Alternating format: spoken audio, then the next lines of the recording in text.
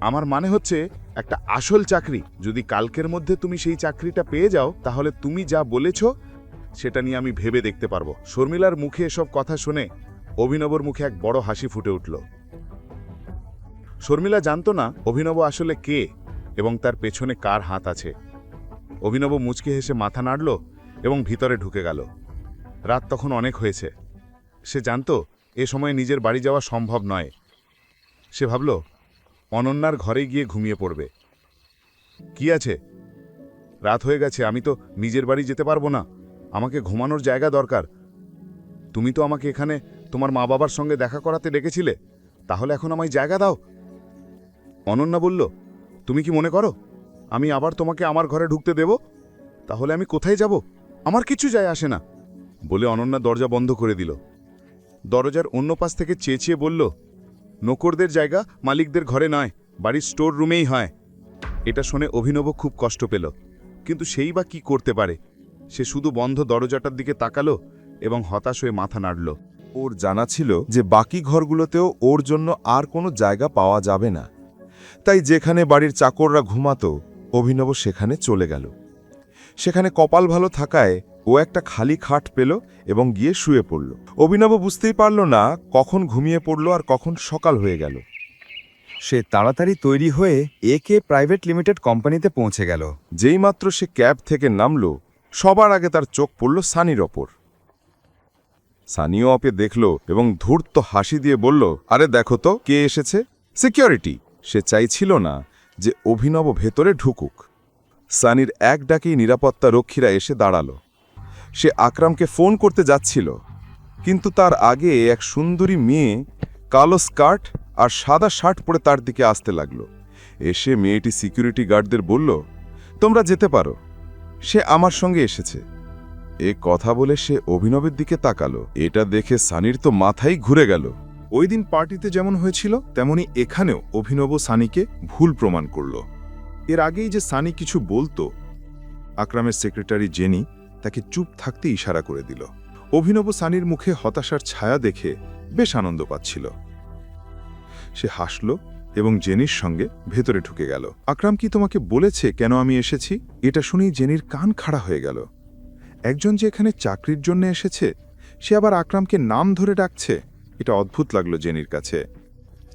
সে কোনো উত্তর দিল না। নিজের অফিসের দরজা খুলে ভেতরে ঢুকল।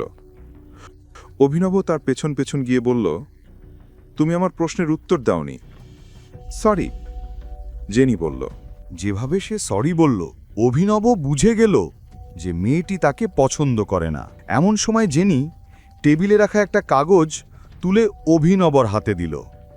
অভিনব কাগজটা নিয়ে পড়তে শুরু করল। ওই কাগজে অভিনব কোন কোন চাকরি করতে পারে সেগুলোর নাম লেখা ছিল। তালিকায় কিছু চাকরির পাশে তারা চিহ্ন দেওয়া ছিল। সে জেনির দিকে তাকিয়ে বলল, এখানে তারা চিহ্ন কেন আছে? তারা দেওয়া মানে হচ্ছে ওই পদগুলোতে ইতিমধ্যেই কেউ কাজ করছে, তাই নতুন করে লোক নেওয়া হচ্ছে না। তুমি চা নেবে নাকি কফি? অভিনব উত্তর না দিয়ে বলল, আমি ম্যানেজার হতে চাই।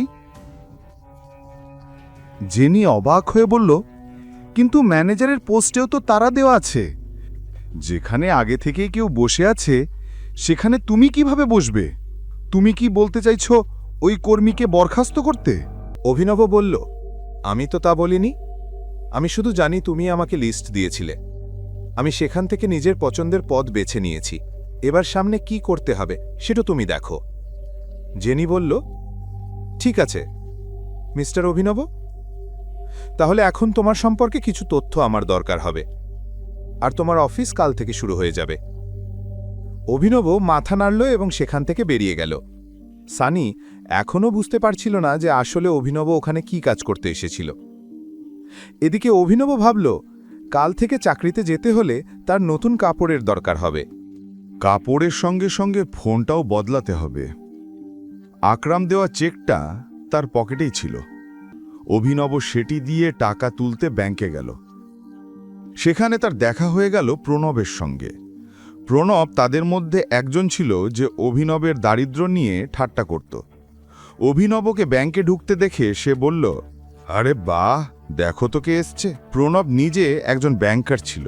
সে যদিও কোটিপতি ছিল না, তবে ভালোই টাকা পয়সা ছিল তার কাছে। দেখতেও সে যথেষ্ট স্মার্ট ছিল। সে অভিনবকে চিনত, কারণ অভিনব প্রায়ই ডেলিভারির কাজে এই ব্যাংকে আসত। যদিও চেহারায় অভিনবের কাছে সে কিছুই না, তবুও দুজনের মধ্যে একটাই পার্থক্য ছিল, টাকার। অভিনব বলল, আমাকে কিছু টাকা তুলতে হবে।